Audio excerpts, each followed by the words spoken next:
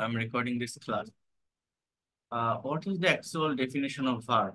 Here you can see verb is a word or group of words that is used to describe an action, a state, or occurrence.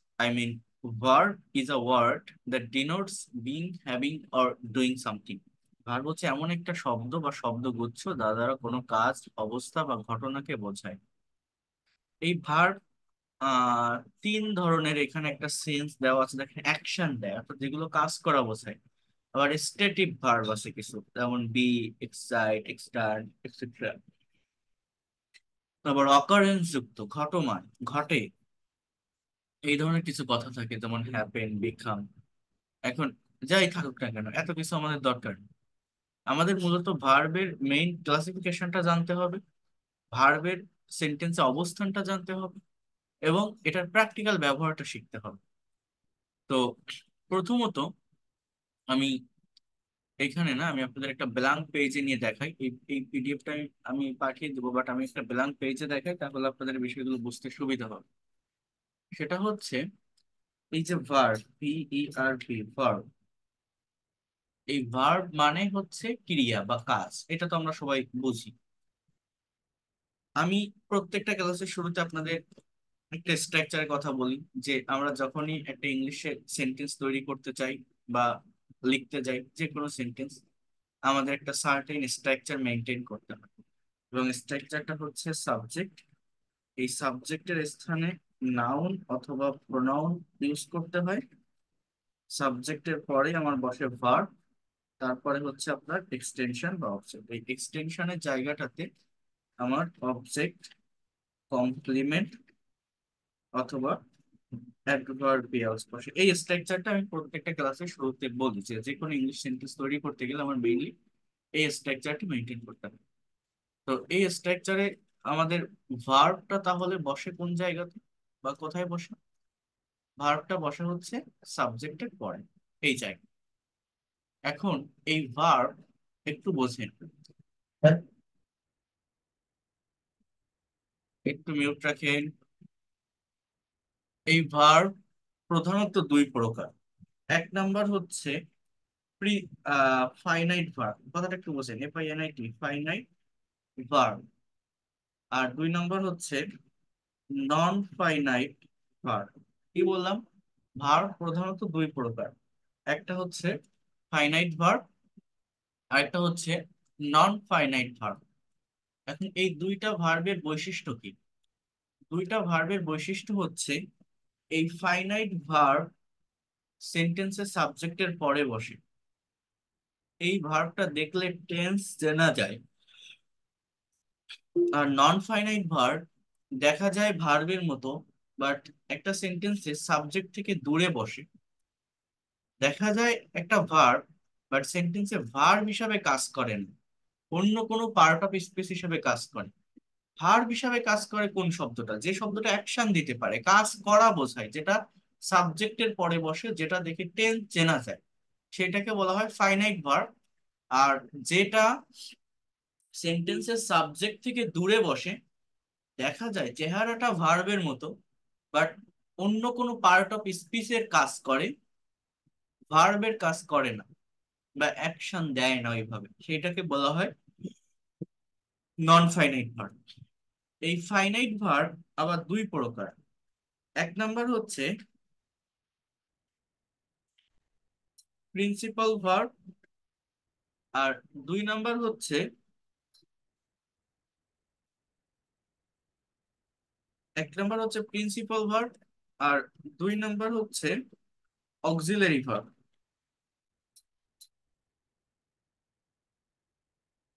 তাহলে এই finite ভার্বের দুইটা প্রকারভেদ হচ্ছে আমার এটা। এরপর এই যে নন ফাইনাইট ভার্ব, এই নন ফাইনাইট ভার্ব আবার তিন প্রকার। এক নাম্বার হচ্ছে জেরান্ড, এটার নাম হচ্ছে জেরান্ড। দুই নাম্বার হচ্ছে ইনফিনিটিভ। তিন নাম্বার হচ্ছে পার্টিসিপল। এই জিনিসগুলো আমাদের জানতে হবে। এই জেরান্ড, ইনফিনিটিভ, পার্টিসিপল গুলো কি, এটা আপনাকে বুঝতে হবে। তার আগে আরেকটু বলি, এই পার্টিসিপল আবার তিন প্রকার: present, past and perfect participle. তো এই যে ফাইনাইট এবং নন ফাইনাইট ভার্বের কথা আমি বলছি, ফাইনাইট ভার্ব কিভাবে আমি বুঝবো? সেন্টেন্সে ফাইনাইট ভার্ব আমি কিভাবে বুঝবো? সাবজেক্টের পরে এই ভার্বটা বসে। ভার্বটা দেখলে বোঝা যায় যে সেন্টেন্সটা কোন টেন্সে লেখা আছে, অর্থাৎ টেন্স চেনা যায় ভার্ব দেখে। আর নন ফাইনাইট ভার্ব সাবজেক্ট থেকে দূরে বসে, দেখা যায় ভার্বের মতো বা মানে কিন্তু অন্য কোনো পার্ট অফ স্পিচের কাজ করে। এই জিরান্ড মানে একটা নাউনকে ইন্ডিকেট করে। এই ইনফিনিটিভ মানে টু প্লাস ভার্ব অন, যেটা নাউন অথবা অ্যাডজেক্টিভ দুটোই হতে পারে। আর পার্টিসিপল অ্যাডজেক্টিভ হয়, প্রেজেন্ট পার্টিসিপল, পাস্ট পার্টিসিপল বা পারফেক্ট পার্টিসিপল, এরা অ্যাডজেক্টিভের কাজ করে, অর্থাৎ অন্য আরেকটা পার্ট অফ স্পিচকে মডিফাই করে। এবং এই জিনিসগুলো কতটা ইম্পর্টেন্ট আমাদের জানা সেটা একটু বোঝেন। এগুলো সম্পর্কে আপনার যদি ক্লিয়ার কনসেপ্ট না থাকে, একটা প্র্যাকটিক্যাল প্যাসেজ পড়ে সেই প্যাসেজের অ্যাকচুয়াল মিনিং আপনি বের করতে পারবেন না। মনে করেন আমি এখানে একটা সেন্টেন্স লিখলাম, কি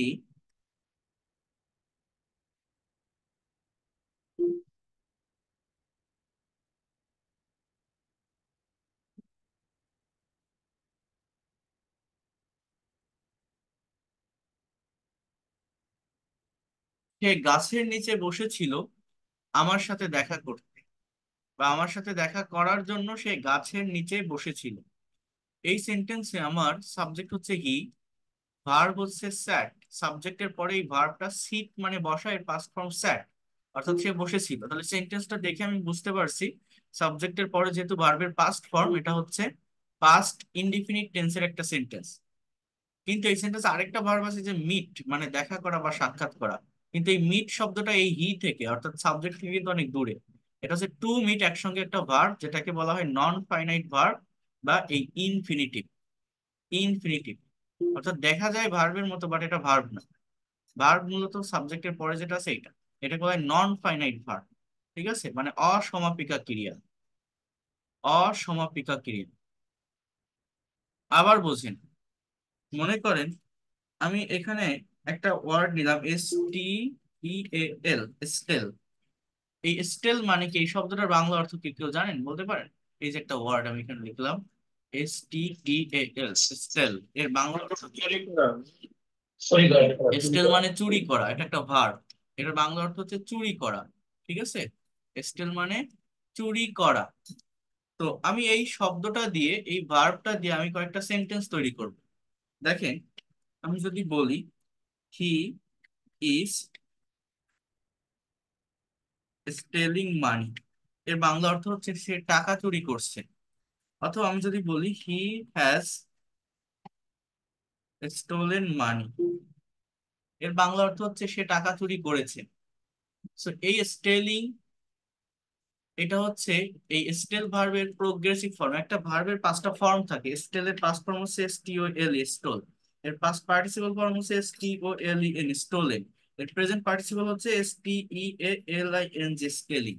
এই হচ্ছে ভার্বের ফর্ম। এক একটা ভার্বের ফর্ম থাকে, এই ভার্বের ফর্ম গুলো আমি দেখাচ্ছি, এই জায়গাটাতে আমি আসবো। তো এই যে এই যে স্টেল যে ভার্বটা এবং এই ভার্বের যে ফর্ম গুলো, এই ফর্ম গুলো আমরা টেন্সে বসাই। যেমন এটা প্রোগ্রেসিভ ফর্ম, প্রেজেন্ট কন্টিনিউয়াস টেন্সের একটা sentence. He is stealing money, is টা অক্সিলারি ভার্ব, স্টেলিংটা main verb. He has stolen money, has টা অক্সিলারি ভার্ব, স্টোলেনটা মেইন ভার্ব। সে টাকা চুরি করেছে, এটা প্রেজেন্ট পারফেক্ট টেন্স। এবং এটা হচ্ছে উপরেরটা হচ্ছে present indefinite tense, sorry present continuous tense. এখন আমি যদি এরকম একটা সেন্টেন্স বলি,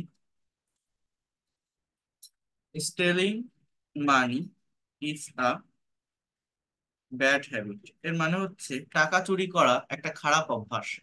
টাকা চুরি করা একটা খারাপ অভ্যাস। এই সেন্টেন্সটা প্রেজেন্ট ইনডিফিনিট টেন্সের একটা সেন্টেন্স। এখানে ইজটাই ভার্ব, বি ভার্বের একটা সেন্টেন্স, এই ছাড়া আর কোনো ভার্ব নেই। এবং এই যে স্টেলিং শব্দটা, এটা ভার্বের সঙ্গে আইএনজি যুক্ত একটা শব্দ। বাট এটা দেখে কি আপনি টেন্স ধরতে পারবেন? আপনি বলতে পারবেন ভার্বের সাথে আইএনজি থাকলে আমরা জানি কন্টিনিউয়াস টেন্স হয়, কিন্তু এটা প্রেজেন্ট কন্টিনিউয়াস না পাস্ট কন্টিনিউয়াস না ফিউচার কন্টিনিউয়াস, বলতে পারবেন?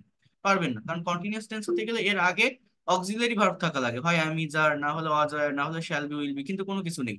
জাস্ট ভার্ব প্লাস আইএনজি যুক্ত একটা শব্দ একা বসছে, এবং এই শব্দটা এই জায়গাটাতে একটা স্থির অবস্থা প্রকাশ করে। বাংলা অর্থটা হচ্ছে টাকা চুরি করা। টাকা চুরি করা একটা খারাপ অভ্যাস, অর্থাৎ এটা একটা নাউনের কাজ করে। এটাকে বলা হয় জেরান্ড, নন ফাইনাইট ভার্বের ভিতর gerund as a part of speech, এটা একটা নাউন। একটা নাউন, টাকা চুরি করে, স্টেলিং মানে একসঙ্গে নাউন ফ্রেজ, নাউন ফ্রেজ, খারাপ অভ্যাস, এবং এটা প্রেজেন্ট ইনডিফিনিট টেন্সের একটা সেন্টেন্স। আবার আমি যদি এরকম একটা সেন্টেন্স বলি, দা পুলিশ,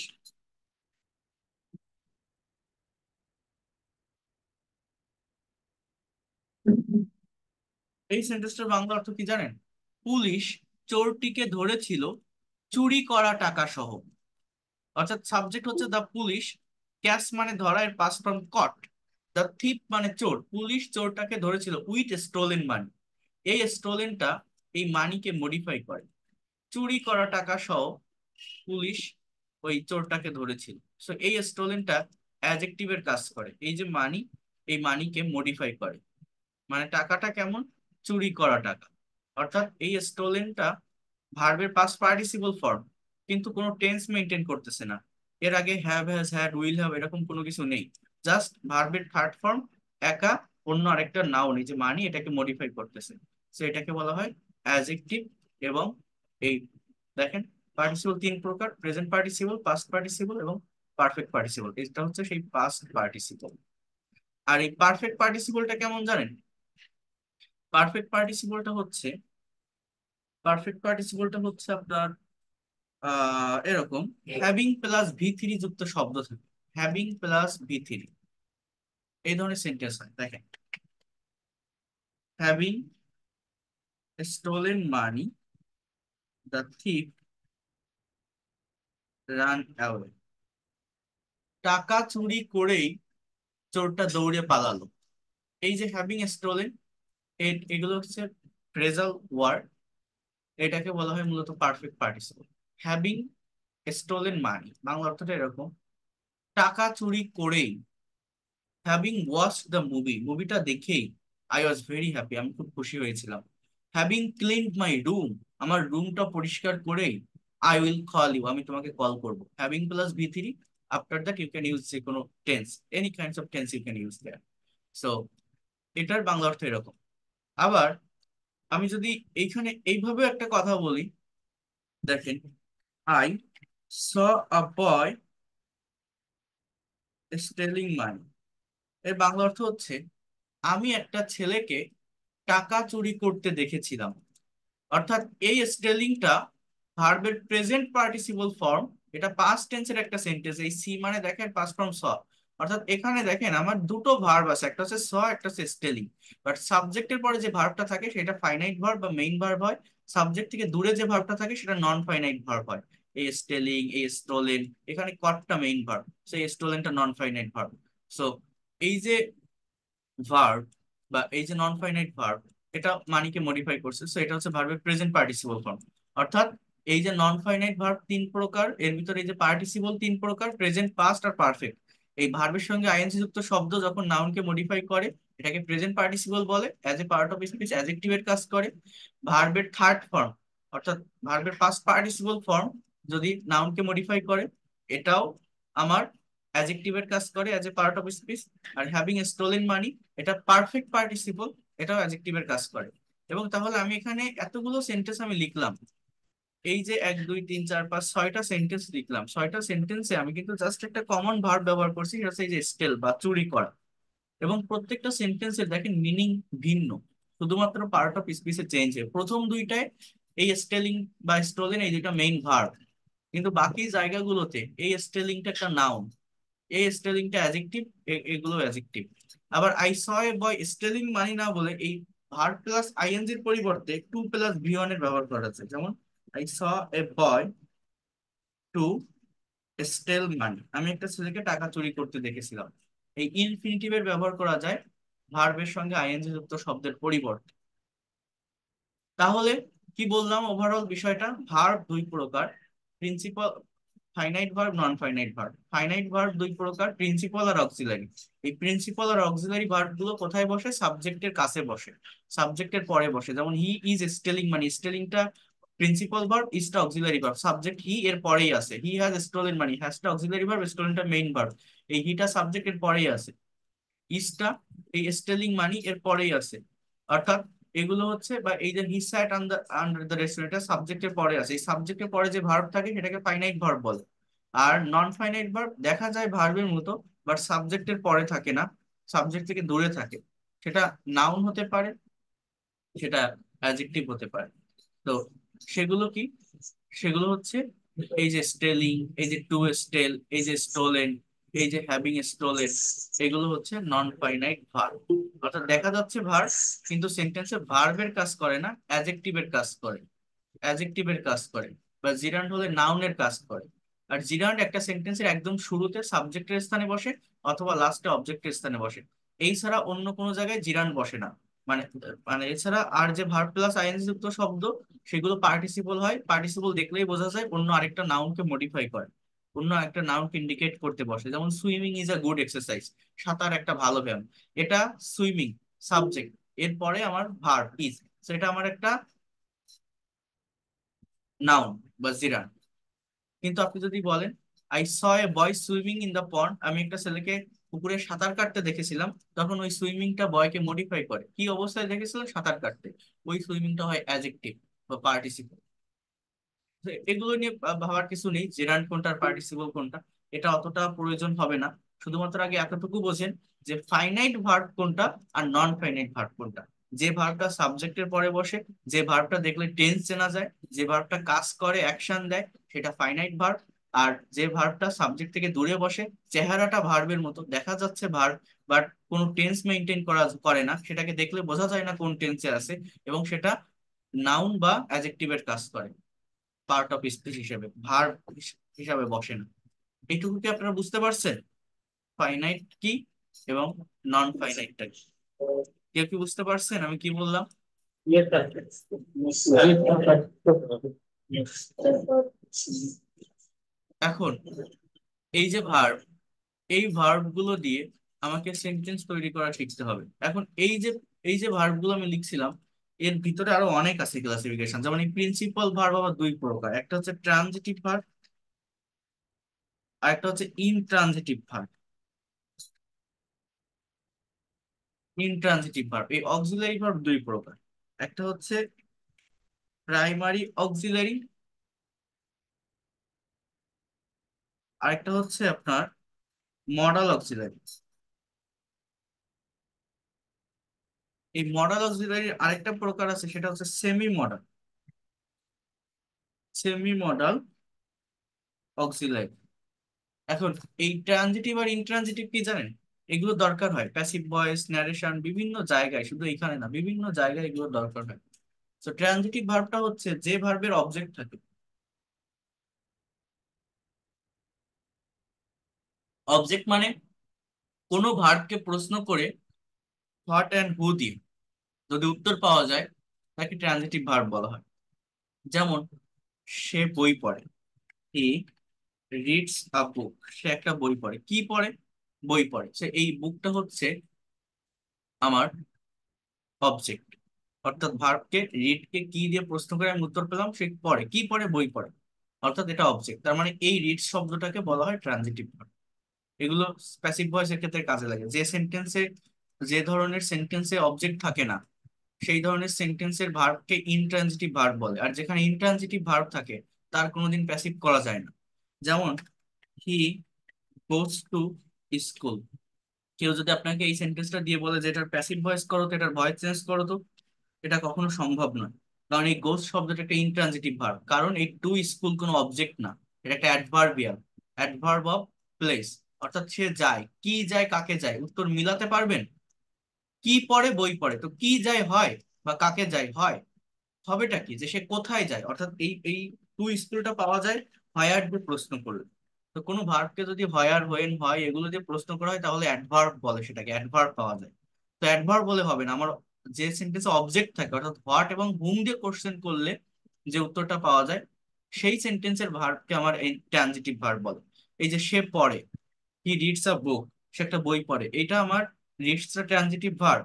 কিন্তু আমি যদি এরকম বলি হি রিডস অ্যাট নাইট, আমি যদি বলি যে সে রাতে পড়ে, NIGHT, এটা এইখানে রিডসটা কিন্তু আমার আর ট্রানজিটিভ নেই, এটা ইনট্রানজিটিভ। কারণ কি, সে কি পড়ে কাকে বলে বলে আমি বলছি সে কখন পড়ে, সে রাতে পড়ে। এই অ্যাট নাইট এটা একটা অ্যাডভার্ব, অবজেক্ট না। অর্থাৎ অবজেক্ট যার থাকে, যেমন আই প্লে ফুটবল, আমি ফুটবল খেলি, এই ফুটবলটা আমার অবজেক্ট, কি খেলি, ফুটবল খেলি, তাহলে এই প্লে শব্দটা ট্রানজিটিভ ভার্ব। কিন্তু আমি যদি বলি যে I play in the morning, আমি সকালবেলায় খেলি, কি খেলি সেটা বললাম না, জাস্ট আমি এতটুকুই বললাম যে আমি সকালবেলায় খেলা করি। তো এই প্লেটা ইনট্রানজিটিভ ভার্ব। তাহলে যে ভার্বকে হট এবং হুম দিয়ে কোশ্চেন করলে উত্তর পাওয়া যায়, সেই ভার্ব মানে যার অবজেক্ট থাকে তাকে অবজেক্ট বলে। হট এবং হুম দিয়ে উত্তর কোশ্চেন করে উত্তর পাওয়া গেলে সেখানে অবজেক্ট আসে। আর যে সেন্টেন্সে অবজেক্ট থাকে সেই সেন্টেন্সের ভার্বটাকে বলা হয় ট্রানজিটিভ ভার্ব। যে সেন্টেন্সে অবজেক্ট থাকে না সেই সেন্টেন্সের ভার্বটাকে বলা হয় ইনট্রানজিটিভ। বুঝতে পারছেন? যে সেন্টেন্সে অবজেক্ট থাকে তার ভার্বকে বলা হয় ট্রানজিটিভ ভার্ব। অবজেক্ট কিভাবে পাবো, ভার্বকে কি বা কাকে দ্বারা প্রশ্ন করলে যদি উত্তরটা পাওয়া যায়। আর যার ভার্ব অবজেক্ট থাকে না, যে সেন্টেন্সের ভার্বকে কোশ্চেন করলে অবজেক্ট পাওয়া যায় না, তাকে বলা হয় ইনট্রানজিটিভ ভার্ব। কেউ বোঝেন যা বলি? জি বোঝা- স্যার। স্যার বুঝতে পারছি। এরপর দেখেন এই প্রাইমারি অক্সিলারি ভার্ব গুলো। প্রাইমারি অক্সিলারি ভার্ব গুলো হচ্ছে আপনার এই যে am, is, are, was, are, have, has, had, do, does, did. কি কি? এই am, is, are, was, were, have, has, had, do, does, did. এই ভার্ব গুলো হচ্ছে আমরা টেন্সের বিভিন্ন স্ট্রাকচারে বসিয়ে থাকি। ইংলিশে 3 প্রকার টেন্স আছে, প্রেজেন্ট, পাস্ট, ফিউচার। এর আবার 4টা করে ভাগ আছে, indefinite, continuous, perfect and perfect continuous. তো টেন্সের বিভিন্ন স্ট্রাকচারে এই প্রাইমারি অক্সিলারি ভার্ব গুলো আমরা বসিয়ে থাকি। আর এই মডাল অক্সিলারি গুলো হচ্ছে, মডাল অক্সিলারি গুলো হচ্ছে আলাদা ধরনের সেন্টেন্স ক্রিয়েট করে, এরা আলাদা ক্যাটাগরির একটা সেন্টেন্স তৈরি করে। এরা এই যে মডাল অক্সিলারি ভার্ব, এদের শেখার একটা সুবিধা হচ্ছে এদের পরে যে মেইন ভার্বটা বসাবো, অক্সিলারি মানে হেল্পিং ভার্ব, অর্থাৎ অন্য আরেকটা মেইন ভার্বকে কথা বলতে সাহায্য করে। অক্সিলারি ভার্ব সেটা প্রাইমারি হোক, মডাল হোক, সেমি মডাল হোক, এগুলো বসানোর পর এরপর আরেকটা অবশ্যই অবশ্যই মেইন ভার্ব বা ফাইনাইট ভার্ব বসাতে হয়। সো প্রাইমারি অক্সিলারি ভার্বের পরে মেইন ভার্বের ফর্মের চেঞ্জ হয়। অ্যাম, ইজ, আর, ওয়াজ, আর থাকলে ভার্বের সাথে আইএনজি বসে, হ্যাভ, হ্যাজ, আর থাকলে ডি, ইডি, টিএন এগুলো বসে। এরকম বিভিন্ন ভার্বের ফর্মের চেঞ্জ থাকে, টেন্স মেনটেন করে এগুলো হয়। কিন্তু মডাল ভার্বের একটা সুবিধা হচ্ছে মডাল ভার্বের পর মেইন ভার্ব সর্বদা রুট ফর্ম বা বেস ফর্মে হয়, সে যে মডালই হোক না কেন। মডাল ভার্ব গুলো কেমন? এই can, could, should, would, may, might, এগুলো হচ্ছে modal verb. Need to, dare to. আর সেমি মডাল অক্সিলারি ভার্ব হচ্ছে দেখা যায় প্রাইমারি অক্সিলারির মতো, কাজ করে মডাল অক্সিলারির মতো। অর্থাৎ এই সেমি মডাল ভার্ব গুলো দেখতে প্রাইমারি অক্সিলারি মতো, এই যে এই অ্যামিজার এই এরকমই, বা এদের সঙ্গে একটা করে টু আছে, ফ্রেজাল ভার্ব। আর এদের পরে যে মেইন ভার্বটা বসবে সেমি মডালের পর সেটা আবার প্রেজেন্ট ফর্মে বসে, তো এই জন্য এটাকে সেমি মডাল অক্সিলারি ভার্ব বলে। যেমন এই যে অ্যাম টু, অ্যাম টু মানে কোনো কিছু করতে হয়, is to, are to, have to, has to, এর মানে হচ্ছে কোনো কিছু করতে হবে, হ্যাড টু কোনো কিছু করতে হয়েছিল, ওয়াজ টু কোনো কিছু করতে হতো, অ্যাম, ইজ, আর, ওয়াজ, আর সাপোজ টু, হ্যাঁ, কোনো কিছু করার কথা। এগুলোকে বলা হয় সেমি মডাল অক্সিলারি ভার্ব। এগুলো সাবজেক্টের পরে বসে বিভিন্ন ধরনের সেন্টেন্স ক্রিয়েট করে। তাহলে এই অক্সিলারি বলি, সেমি মডাল বলি, আর প্রাইমারি বলি, বা যাই বলি না কেন, বা প্রিন্সিপাল ভার্ব বলি, ট্রানজিটিভ বলি, ইনট্রানজিটিভ বলি, এগুলো কিন্তু সবই ফাইনাইট ভার্বের অংশ। অর্থাৎ এই সমস্ত কিছু একটা সেন্টেন্সে সাবজেক্টের পরে বসে। আর নন ফাইনাইট ভার্বটা কি, যে সাবজেক্ট থেকে দূরে বসে, জেরান্ড, ইনফিনিটিভ, পার্টিসিপেট, দেখা যায় ভার্বের মতো, বাট নাউন বা অ্যাডজেক্টিভ হিসেবে বা অন্য কোনো পার্ট অফ স্পিচ হিসেবে কাজ করে। তারা সেন্টেন্সে দেখে টেন্স ধরা যায় না, আইডেন্টিফাই করা যায় না, সেন্টেন্সে দূরে বসে। এখন আপনাদের যে কাজটা মূলত হবে, এগুলো আমি বললাম কারণ আমরা সামনে টেন্স শিখবো, স্পোকেনের রুলস স্ট্রাকচার শিখবো, তখন এগুলোর প্রয়োজন হবে। যতটুকু নিতে পারলেন ভালো, না নিতে পারলে কিছু করার নেই, আমার দরকার নেই, বাদ দেন। এখন মেইনলি যে জিনিসটা আপনার করা লাগবে সেটা হচ্ছে এই ভার্ব গুলোকে আপনার স্টাডি করতে হবে। এইখানে কিছু ভার্ব আছে, দেখেন 100 example of regular verbs, vocabulary এগুলো, 100 এক্সাম্পল অফ ইরেগুলার বা উইক ভার্ব। মানে এই ভার্ব গুলো দুই ভাবে হয়। রেগুলার ভার্ব মানে যে ভার্বের দুইটা বা তিনটা ফর্ম সেম থাকে, সহজ তুলনামূলক। আর ইরেগুলার বা স্ট্রং ভার্ব মানে যার দুইটা বা তিনটা ফর্ম ডিফারেন্ট থাকে, আলাদা থাকে, যেমন ব্রেক, ব্রোক, ব্রোকেন। হ্যাঁ। এখন এই ভার্ব গুলো হচ্ছে মোস্ট ইউজফুল ভার্ব, যেগুলো বাংলায় আমরা আমাদের ডে টু ডে লাইফে অ্যাজ ইউজুয়াল বা হরহামেশা রেগুলার ওয়েতে ইউজ করে থাকি, রেগুলার লাইফে ইউজ করে থাকি। বাট ইংলিশে এদের প্রপার মিনিং বা এই কনজুগেশন অফ ভার্ব বা ভার্বের যে ফর্ম, এগুলো না জানার কারণে ইংলিশে কথা বলতে পারি না। ইংলিশে কথা বলতে গেলে টাইমের চেঞ্জ করতে হয়, টেন্স বা সেন্সের চেঞ্জ করতে হয়।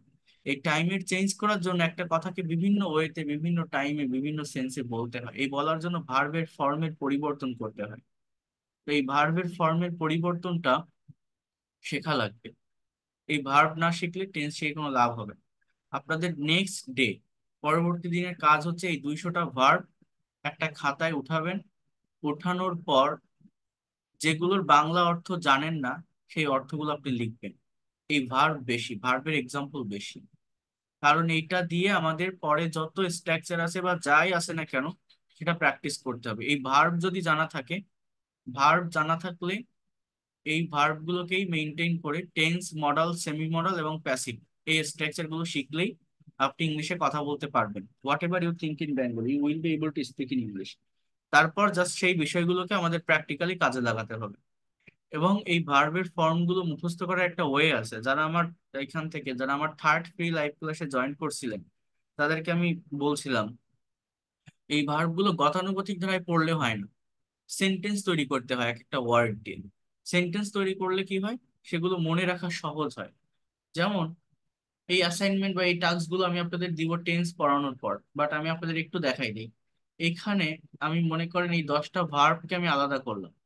আমি যদি গতানুগতিক ধারায় পড়ি, এগুলো মুখস্থ করি, যারা ভোকাবুলারিতে দুর্বল, যারা ইংলিশে কথা বলতে পারে না, যারা মনে করেন যে আমি ভোকাবুলারিতে দুর্বল তাই আমি ইংলিশ পারি না, ভোকাবুলারি বলতে আমাদের ভার্বের ভোকাবুলারি লাগে।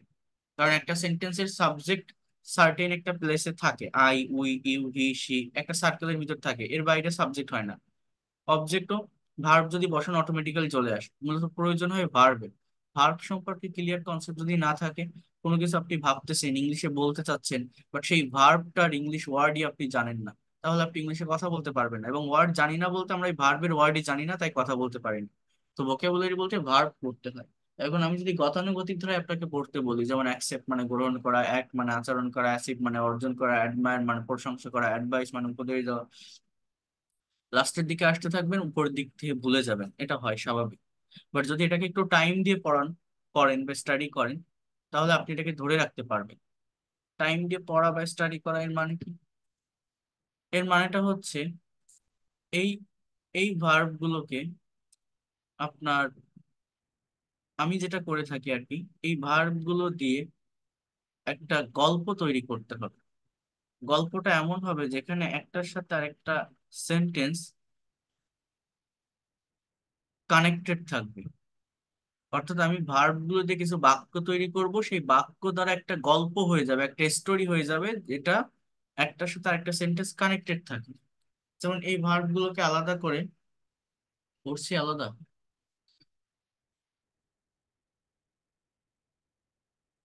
এই যে এই ভার্ব গুলোকে আমি এই জায়গাটাতে নিলাম। এবার এটা দিয়ে আমি সেন্টেন্স করব। সেন্টেন্স কিভাবে করতে হয়, প্রথমে যে কোনো সেন্টেন্স তৈরি করতে গেলে আমার সাবজেক্ট লাগে, সাবজেক্টের পরে ভার্ব বসাতে হয়, বাট সেই ভার্বের বসানোর সিস্টেমটা আমাকে জানতে হবে, যে আমি কোন টাইমে কথাটা বলতে চাচ্ছি, টেন্স মেনটেন করে সেইভাবে আমাকে ভার্বের ফর্মটা কিন্তু বসাতে হবে। তো ভার্বের এই ফর্ম গুলো মেমোরাইজ করার ওয়েটা কেমন, একটু দেখেন। এটা করলে টেন্স চর্চায় থাকে, রাইটিংটাও ক্লিয়ার হয়। মনে করেন আমি একটা সাবজেক্ট নিলাম আই, একটা ভার্ব নিলাম অ্যাকসেপ্ট। প্রথম ভার্বটা কি আছে, ACCEPT, অ্যাকসেপ্ট মানে গ্রহণ করা, অ্যাকসেপ্ট। আমি এর সাথে একটু ইডি যুক্ত করি, পাস্ট ফর্মটা নেই, অ্যাকসেপ্টের এই পাস্ট ফর্ম নিলাম, তাহলে অ্যাকসেপ্টেড লিখলাম। এখানে কি লিখলাম, আই অ্যাকসেপ্টেড, তাহলে এই যে দুইটা ওয়ার্ড আমি লিখলাম, এই দুইটা ওয়ার্ডের বাংলা অর্থ কি? আই অ্যাকসেপ্টেড এর বাংলা অর্থ হচ্ছে আমি গ্রহণ করেছিলাম। আই অ্যাকসেপ্টেড মানে কি? আমি গ্রহণ করেছিলাম। এবার কি অবজেক্ট আপনার একটা আনতে হবে। ফর যে কোনো কিছু আপনি বসাতে পারেন, আই অ্যাকসেপ্টেড দিস ওয়ান, হ্যাঁ। সো আমি বলতে পারি আই অ্যাকসেপ্টেড হিজ প্রপোজাল, আমি তার প্রস্তাবটা গ্রহণ করেছিলাম। এরপর কার প্রস্তাব বা কে সে, সেই সম্পর্কে আমি একটু তথ্য দিব। ফর এক্সাম্পল, আমি যদি মনে করেন আমি একটা মেয়ে, সাপোজ মেয়ে হয়ে কথা বলছি যে আ বয়, একটা ছেলে, লাভস মি ভেরি মাচ। সেটা আমি আগেবার দেখেছি, একটা ছেলে আমাকে খুবই ভালোবাসে, আমাকে খুবই ভালোবাসে।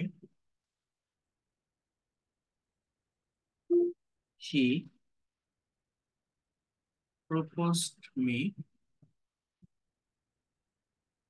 ইয়েস্টারডে, সে গতকাল আমাকে প্রপোজ করেছিল। এবার এখানে আরেকটা ভার্ব আছে, অ্যাক্ট মানে আচরণ করা। এই ভার্বটা দিয়ে আমি একটা সেন্টেন্স লিখবো, এর পাস্ট ফর্ম হচ্ছে অ্যাক্টেড। সো আমি যদি এইভাবে বলি, হি অ্যাক্টেড, জাস্ট এই দুইটা ওয়ার্ডের মিনিং কি? সে আচরণ। ইংলিশে সেন্টেন্স মানে সাবজেক্ট বসাতে হবে, সাবজেক্টের পরে ভার্ব লাগবে, ভার্ব ছাড়া সেন্টেন্স হয় না। বাংলায় ভার্ব লাস্টে বসে, বাট ইংলিশে সাবজেক্টের পরে ভার্ব বসে। So he acted like a hero in front of me in the time of proposal. অর্থাৎ প্রপোজ করার সময় সে আমার সামনে একটা নায়কের মতো, একটা হিরোর মতো আচরণ করেছিল। এবার অ্যাচিভ মানে অর্জন করা, এটা দিয়ে আমি একটা সেন্টেন্স লিখবো। ফর এক্সাম্পল, আমি যদি অ্যাসিড ভার্বের এই থার্ড ফর্মটা নিই, যেমন আমি বলতে পারি he has,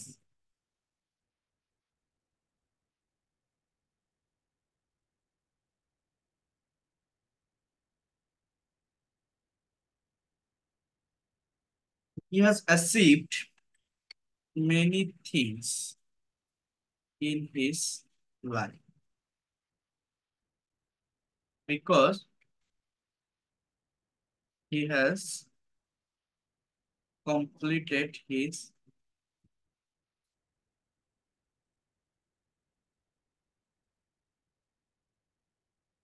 recently, he has completed his MBBS degree recently, কারণ সে তার এমবিবিএস ডিগ্রি কমপ্লিট করেছে রিসেন্টলি। সো এখানে আমি একটা সেন্টেন্স লিখলাম এইভাবে। অর্থাৎ আমার নতুন দু একটা ভার্ব বা দু একটা সেন্টেন্স লিখতে হচ্ছে একটার সাথে আরেকটা সেন্টেন্স কানেক্ট করার জন্য, বা এটাকে একটা গল্পের মতো করে তৈরি করার জন্য। এরপর অ্যাডমায়ার মানে প্রশংসা করা। নাও এভরিওয়ান অ্যাডমায়ার হিম, এখন প্রত্যেকে তার প্রশংসা করে। এটা প্রেজেন্ট ইনডিফিনিট টেন্সে লিখছি।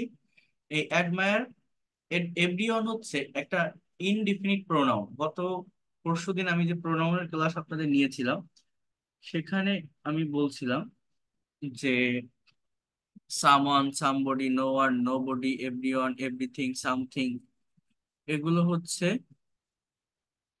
এগুলো হচ্ছে ইনডিফিনিট প্রোনাউন, এবং এগুলো থার্ড পারসন সিঙ্গুলার নাম্বার সাবজেক্টের কাজ করে, এদের পরে ভার্ব সিঙ্গুলার হয়। এবং এই এই ওয়ার্ড গুলো যদি প্রেজেন্ট ইনডিফিনিট টেন্সের সাবজেক্ট হয়, অর্থাৎ এখানে আমাদের সাবজেক্ট ভার্ব এগ্রিমেন্ট একটা নিয়ম আছে, প্রেজেন্ট ইনডিফিনিট টেন্সের কোনো সেন্টেন্সে সাবজেক্ট যদি থার্ড পারসন সিঙ্গুলার নাম্বার হয়, অর্থাৎ হি, শি, ইট অথবা কোনো সিঙ্গেল নেম যদি থাকে, তাহলে ভার্বের সাথে এস বা ইএস হয়।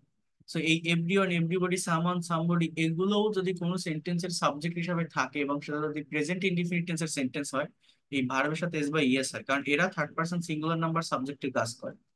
So now everyone admires him, এখন প্রত্যেকে তার প্রশংসা করে। অ্যাডভাইস মানে উপদেশ দেওয়া। He advises me about many things, সে আমাকে অনেক বিষয় নিয়ে উপদেশ দেয়। He advises me about many things so that, যাতে করে I can get success in my life, যাতে করে আমি আমার জীবনে সফল হতে পারি। অ্যাফেক্ট মানে প্রভাবিত করা।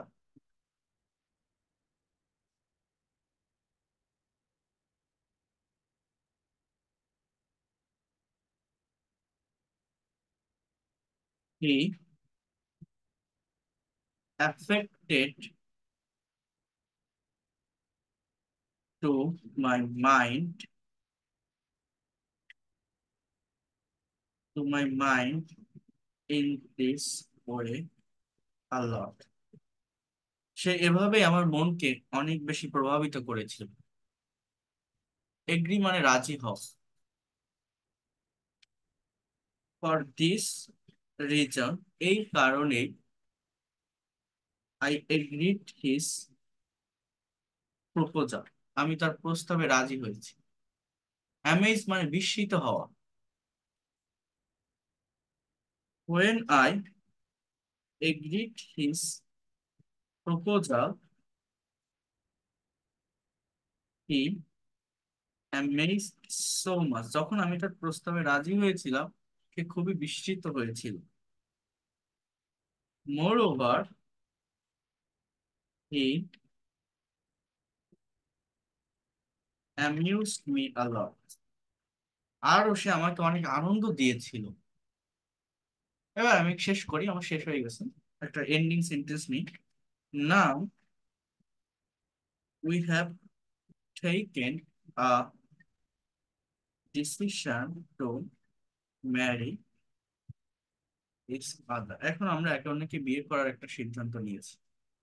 সো এই যে সেন্টেন্স গুলো আমি লিখলাম, এইগুলো আমি এইখানে যে 10টা ভার্বকে আলাদা করলাম, এই 10টা ভার্বকে কমন রেখে কয়েকটা সেন্টেন্স লিখছি, এবং সেই সেন্টেন্সটাকে একটা সেন্টেন্স গুলোকে গল্পের মতো করে তৈরি করেছি, যাতে করে একটার সাথে একটা সেন্টেন্স কানেক্টেড হয়। এবং এটা একটা থিম হলো। এরকম হাজারটা থিমের উপর করা যায়, এই ভার্ব গুলোকে হাজারটা থিমের উপর লেখা যায়। যেমন আমি এটার একটা টপিক সেন্টেন্স দিতে পারি, ফর এক্সাম্পল লাভ স্টোরি, একটা ভালোবাসার গল্প, এরকম আমি লিখলাম। এখন এই যে ভার্ব গুলো, এই ভার্ব গুলো আমরা একটু দেখি। প্রথম ভার্বটা ছিল অ্যাকসেপ্টেড, এই দেখেন। আবার এখানে খেয়াল করেন, এই যে প্রপোজাল শব্দটা লিখছি, কোথাও লিখছি প্রপোজাল, কোথাও লিখছি প্রপোজড, কোথাও লিখছি প্রপোজিং। দেখছেন? এটা নাউন, এটা ভার্ব, আবার এটা নাউন। সো এগুলো আমাকে বুঝতে হয়। হি অ্যাক্টেড, এই অ্যাক্ট ভার্বটা আমি নিয়েছি এখানে, এই যে অ্যাক্ট, অ্যাক্টেড, অর্থাৎ সে আচরণ করেছিল। হি হ্যাজ অ্যাচিভড, অ্যাচিভ মানে হচ্ছে আমার ভার্বের পাস্ট পার্টিসিপল ফর্ম। তো এটা বসাতে গেলে এর আগে আমার হ্যাভ হ্যাজ বসাতে হবে। প্রেজেন্ট পারফেক্ট টেন্সে লিখতে গেলে সাবজেক্টের পরে subject third person singular number হলে হ্যাজ বসে, হ্যাভ হ্যাজ। তো he has achieved many things in his life, সে তার জীবনে অনেক কিছু অর্জন করেছে, কারণ he has completed his MBBS degree recently. Now everyone admires him, এই অ্যাডমায়ার ভার্ব, প্রত্যেকে তার প্রশংসা করে। হি অ্যাডভাইজেস মি আ লট, সে আমাকে অনেক উপদেশ দেয়। Subject third person singular number, এই জন্য অ্যাডভাইজের সঙ্গে এস বসাতে হয়েছে। তো সে আমাকে অনেক উপদেশ দেয়, so that I can get success in life. Affect মানে প্রভাবিত করা। So he affected to my mind in this way a lot, সে আমার মনকে অনেকভাবে এভাবে অনেক বেশি প্রভাবিত করেছে। ফর দ্যাট রিজন, এ কারণেই আই এগ্রিড হিজ প্রপোজাল, আমি তার প্রস্তাবে রাজি হয়েছিলাম। When I agreed his proposal, যখন আমি তার প্রস্তাবে রাজি হয়েছিলাম, he amazed so much, সে অনেক বিস্মিত হয়েছিল। Moreover, he amused me a lot, সে আমাকে অনেক আনন্দও দিয়েছিল। তাহলে অ্যামিউজড মানে বিস্মিত হওয়া, অ্যামিউজ মানে আনন্দ দেওয়া, এগ্রি মানে রাজি হওয়া, অ্যাফেক্ট মানে প্রভাবিত করা, অ্যাডভাইস মানে উপদেশ দেওয়া, প্রশংসা করা, অ্যাডমায়ার, অ্যাচিভ মানে অর্জন করা, অ্যাক্ট মানে আচরণ করা, অ্যাকসেপ্ট মানে গ্রহণ করা। তাহলে এই ভোকাবুলারি গুলো কিন্তু আপনার শেখা হয়ে গেল। এবং এগুলো ওয়ার্ড, ওয়ার্ডের ফর্ম আছে, ফর্ম গুলো টেন্স মেনটেন করে বসাতে হয়। যেমন এখানে আমার পাস্ট টেন্সই বেশি, আর একটা সেন্টেন্স লিখছি প্রেজেন্ট ইনডিফিনিট টেন্সে, আর একটা লিখছি প্রেজেন্ট পারফেক্ট টেন্সে। তো এইভাবে সেন্টেন্স গুলো আমি তৈরি করেছি, এবং এরকম কয়েকটা থিমের উপরে যদি আপনি লিখতে পারেন, প্রতিদিন 10টা করে ভার্ব নেন, একটা গল্প তৈরি করেন। এরকম 10 দিনে 10টা অ্যাসাইনমেন্ট দিবেন, 100টা ভার্ব আপনার শেখা হয়ে যাবে, এবং এই 100টা ভার্ব আপনি জীবনে কোনোদিন ভুলবেন না। এবং এই 10টা অ্যাসাইনমেন্ট ফ্রি হ্যান্ডে 10টা থিমের উপর লিখতে পারলে আপনার টেন্স চর্চায় থাকবে, সেন্টেন্সের রাইটিং এর ফরমেশন বুঝতে পারবেন, অর্থাৎ ফ্রি হ্যান্ড রাইটিং এ লেখার দক্ষতা আপনি অর্জন করবেন। শুধু এগুলো না, যে কোনো ভার্বকে বিভিন্ন থিমের উপর আপনি লিখতে পারেন। যেমন এই 10টা ছিল, যেমন এর পরে ভার্ব আছে অ্যান্সার মানে উত্তর দেওয়া, একটা সেন্টেন্স তৈরি করে ফেলেন। সাবজেক্ট একটা নেন, ভার্ব একটা নেন, আই সাবজেক্ট, অ্যান্সার উত্তর দেওয়া। সো আই আনসার, আমি উত্তর দিয়েছিলাম কিসের, অবজেক্ট নেন, I answered his all question. আমি তার সমস্ত প্রশ্নের উত্তর দিয়েছিলাম। অ্যাপিয়ার মানে প্রদর্শিত হওয়া। So you can say many questions have been appeared in front of me, অনেক কোশ্চেন আমার সামনে উপস্থাপন করা হয়েছিল, প্রদর্শন করা হয়েছিল। অ্যারেঞ্জ মানে আয়োজন করা। আমি বলতে পারি যে social organization has arranged quiz competition, একটা সামাজিক সংগঠন একটা কুইজ কম্পিটিশনের আয়োজন করেছে। আই অ্যারাইভড অন টাইম, আমি সেখানে সময় মতো পৌঁছেছিলাম। দে আস্কড মি মেনি কোশ্চেন্স, তারা আমাকে অনেক প্রশ্ন জিজ্ঞাসা করেছিল।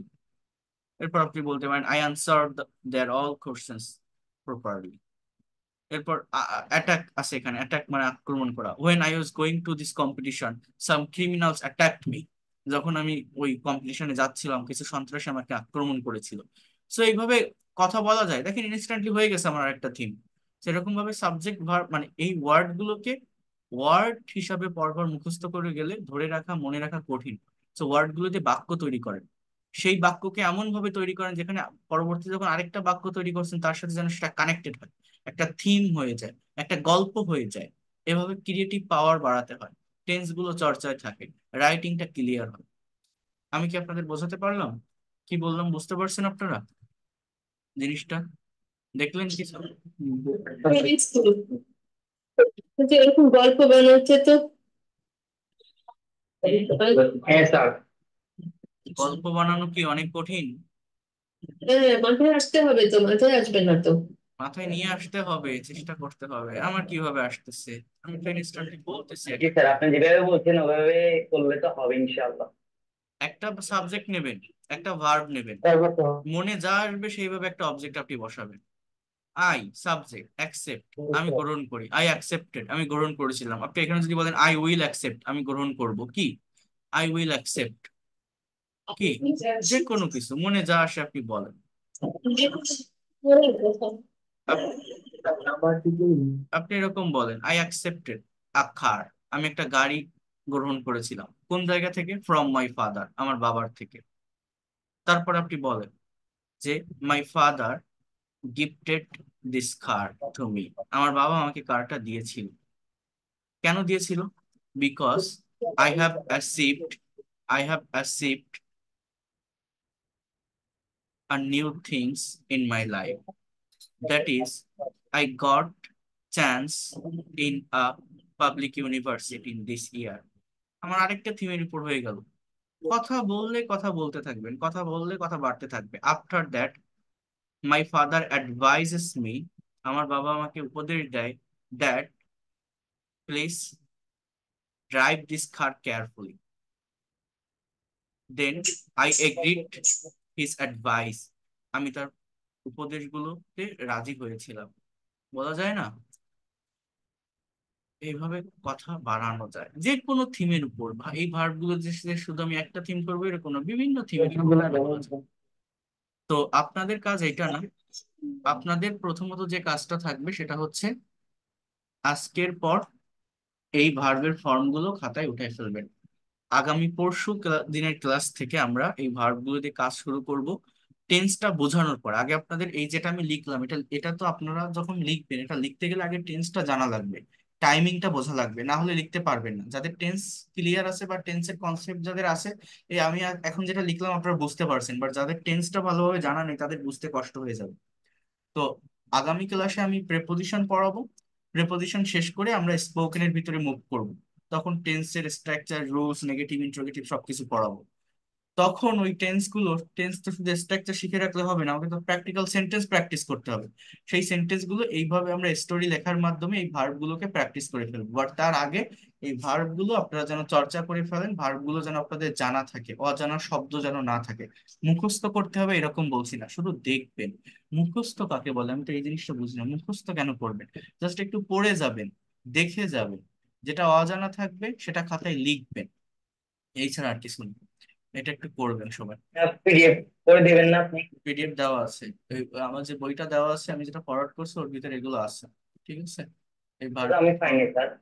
উম, না পাবেন না কেন? আমি আজকে আবার ফরওয়ার্ড করছি, গ্রুপে চেক করে দেখবেন। পাই নাই পাই নাই বলেন কেন? খালি চেক করে দেখে তারপর কথা বলবেন। স্যার ভার্বের আছে আছে। ফর্মগুলো গ্রুপে দেওয়া আছে, এবং ওই বইটার ভিতরে কন্টেন্টের ভিতরে যাবেন, সেখানে দেখবেন ফরমেশন অফ ভার্ব লেখা আছে। ঠিক আছে? ওর ভিতর গিয়ে আপনারা ওগুলো নিতে পারবেন। স্যার তো এক্সাম নিবেন না? এখন দেরি করতে হবে, সময় দিতে হবে, পড়াতে তো দিতে হবে। ঠিক আছে, তাহলে এই বিষয়গুলো করবেন। That's all for today.